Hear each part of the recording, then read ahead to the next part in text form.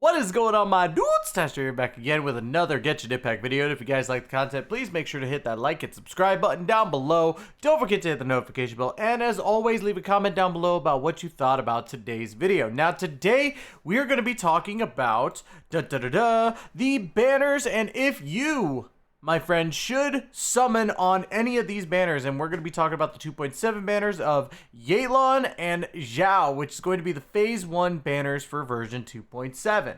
Now, I know that we've already talked about this in shorts, but I kind of wanted to go in depth with these characters and kind of give you an insight as to why these characters might be good, might be bad, or maybe something that, you might want to skip. So let's go ahead and get into it. Now, first things first, we're going to talk about the 4 stars. So obviously we're going to talk about Yanfei first, because Yanfei is the best out of these 3 in my personal opinion, with being a DPS of sorts. She's fantastic. I loved using her when I was using her for a little bit.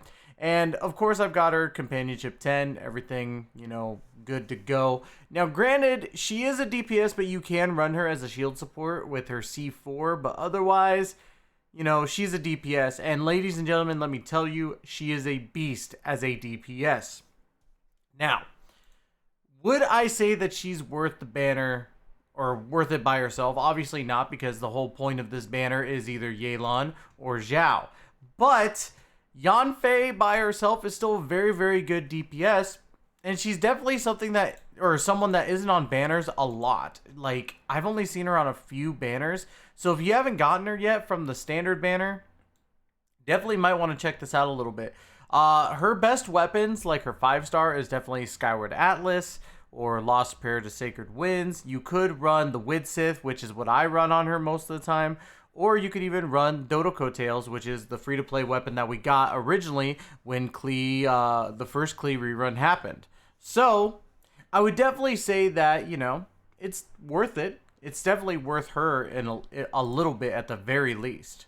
Now let's go ahead and transition into Noelle. Now Noelle has been in the game since the beginning. She's one of the first characters like you'll actually kind of get from, just kind of going through. I believe that you could still get her free to play. I might be wrong, but I do know that she's definitely one of those characters that you could get pretty easily. Now, you definitely have her if you've been playing this game for a long period of time, or even a moderate period of time, because, well, she's on a lot of banners. And while she is very good, and now the support Noelle is outdone by DPS Noelle, I still think that her being on the banner is more of a detriment than a blessing.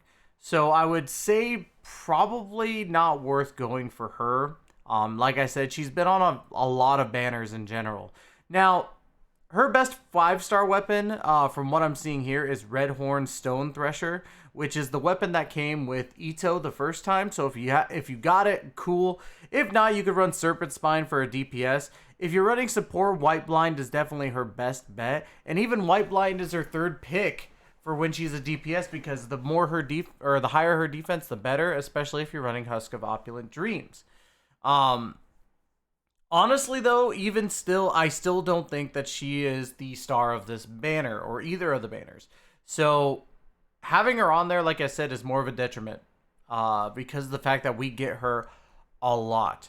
Speaking of detriments, let's go ahead and talk about Barbara. Now, Barbara in general, I'm sorry to say this, guys, you get her for free, so you've already got her at C0. I'm almost certain that anybody who is above the level of AR16 has Barbara. If you don't, somehow you are not paying attention to stuff, because you literally get her for free. She's not a bad healer for sure. Like, she's one of the better 4-star healers behind, Bennett. But at the same time, like, I don't know, man. Like, I'm sick of seeing Barbara on banners. I'm sick of seeing Barbara in general. She's an adorable character. And like I said, if you don't have a healer, then yeah, she's good. But again, you get her for free. And yeah, you could get the C6. The C6 basically gives you an auto res every 15 minutes. In case one of your character dies, and then boom, she's just like, nope, not dead. They're back alive. That's really cool and all, but at the same time, we're in a meta of a game where you don't really have to worry about that anymore. Back when Genshin first started, having that auto res was fantastic because, yeah, you could have Bennett healing and stuff, and you could have Noelle shield support, but nobody could shield as good as Zhongli does now, or Diona, which Diona has the healing and the shields. You know, and if you summon on any of the banners previously, you probably have Bennett or Diona. So, honestly, it kind of sucks that we got Barbara. Now, her best weapon in the support role is Thrilling Tales of Dragon Slayers, which is a 3-star weapon that comes consistently in the weapon banner in the first place and even in the regular banners. So, honestly, you should have this weapon. If you want to use a 5-star weapon, you could use the Everlasting Moonglow, which was Kokomi's weapon. And honestly, nobody wanted that donut in the first place, really. No offense. But you could also get Prototype Amber, Favonius Codex, and Wine and Song. You know, honestly, I wouldn't be going for Barbara. So, let's go ahead and transition into my boy Xiao. Now, this is where the two DPS characters that they are putting out there are fantastic characters in general. Xiao, I have a little bit more experience of, with Yelan, you know, being the one I've only seen kind of videos on. Yes, I paid attention to the leaks. I'm sorry. But let's go ahead and talk about Xiao first. So Xiao is a really, really beastly DPS. And I used to talk so much crap on people who would run Xiao. I'd be like, wow, Xiao's overrated. Xiao's not that great. Xiao's great. Xiao freaking slaps, dude. His best set is the Vermilion Hereafter, which is the newer set. So if you want to make a really, really good Xiao, that's probably your best bet. Or you could run a 2-piece Faradescent, 2-piece, sorry. Still waking up a little bit. You could run a 2-piece Glad or a 2-piece Shinanawas, you know, depending on what you have with that 2-piece Faradescent, and that'll work just fine. Now, his best weapon, obviously, is the Primordial Jade Winged Spear, which is going to be the second weapon in the weapon banner this time around. And honestly, that weapon is really good in general for polearm users. If you somehow don't have that and you have Staff of Homa, you could run that, because Staff of Homa is just the best for or 5-star weapon in general until, you know, Aqua Simulacra comes out. And even then, it's going to be a fight to the death. You could run Deathmatch as a 4-star, Lithic Spear, you know, any of that type of stuff with Xiao. Overall, Xiao is a fantastic DPS, and if you don't go for Yelan, Xiao is a good character to go for. Again, I was never the biggest fan of Xiao until I used him, and I was actually shocked with how much fun I was having with Xiao. Now let's go over to Bay Fantastic Yelan. Now, I don't know much about the weapon choices or really artifacts, so I'm just going to go off of what I think is going to happen with Yelan. Yelan's kit looks so fun.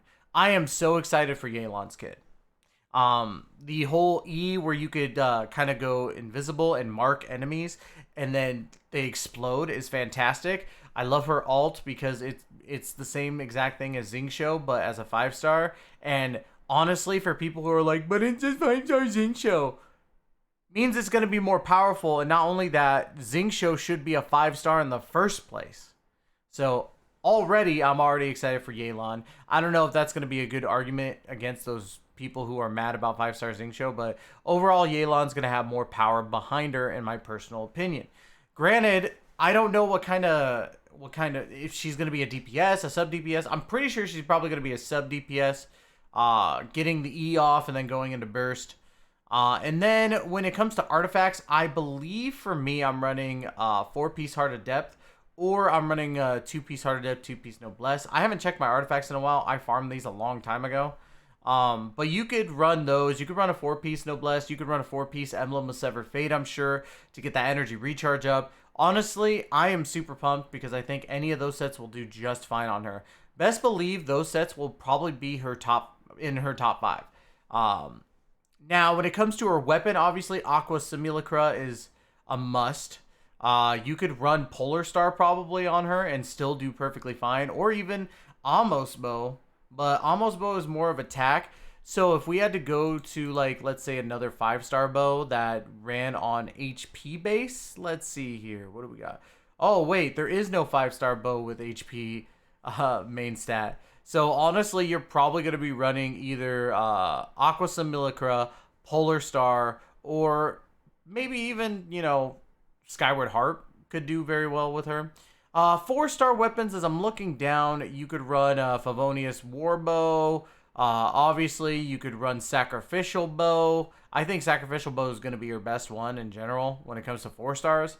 You could probably run... It's crazy that there's no HP bow, but there is obviously the fading Twilight bow that you could run as well. It looks like it's going to be a bow that she could use, especially with the energy recharge. Or not, yeah, it's energy recharge, isn't it? I believe it is. I believe that when I checked it, it was energy recharge. Let me go ahead and double check that. But yeah, definitely something to think about when you're running this character is getting a lot of energy recharge on top of it, because that energy recharge is going to come in handy. So let's see. Let me just make sure. Where is it? Sorry, I'm looking. Yeah, energy recharge. Okay, I was right. Okay. But yeah, I would definitely say that could be one of the bows, especially since that fading Twilight is going to be a free-to-play bow. So it's definitely something to think about. Overall, would I say that this banner is a must summon?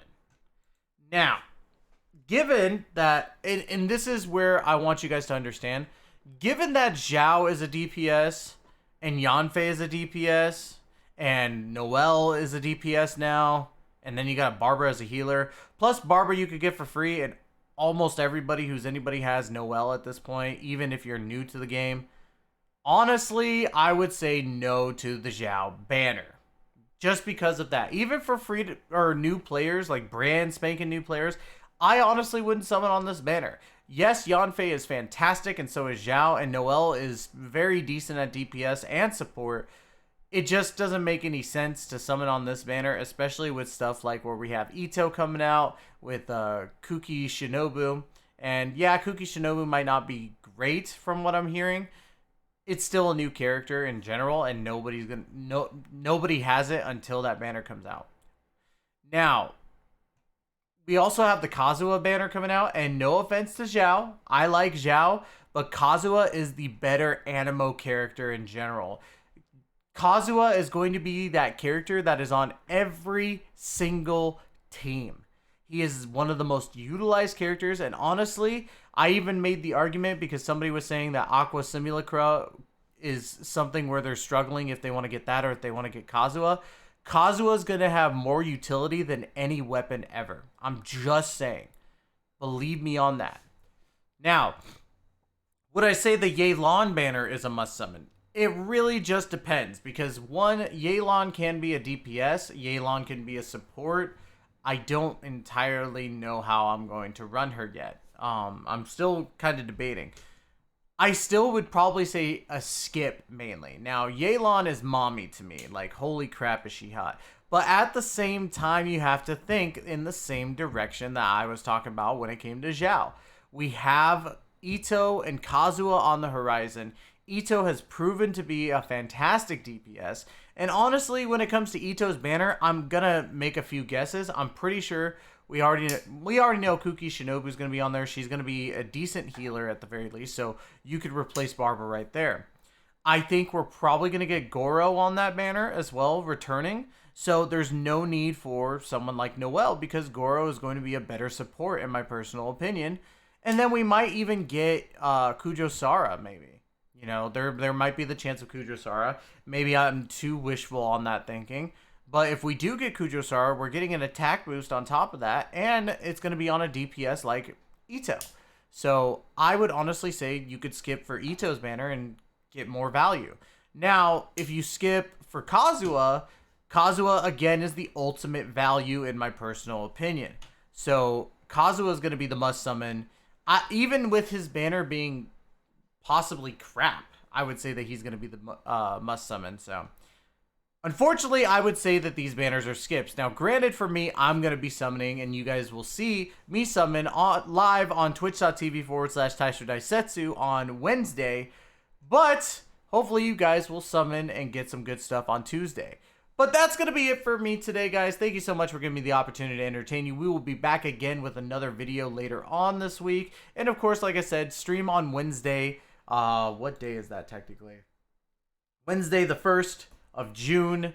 We will be going live and doing our summons for not only Yelan, but also the weapon. So hopefully you guys will be there for that. Again, love you guys to death. And as always, we will catch you guys in the next video. Take care and be safe.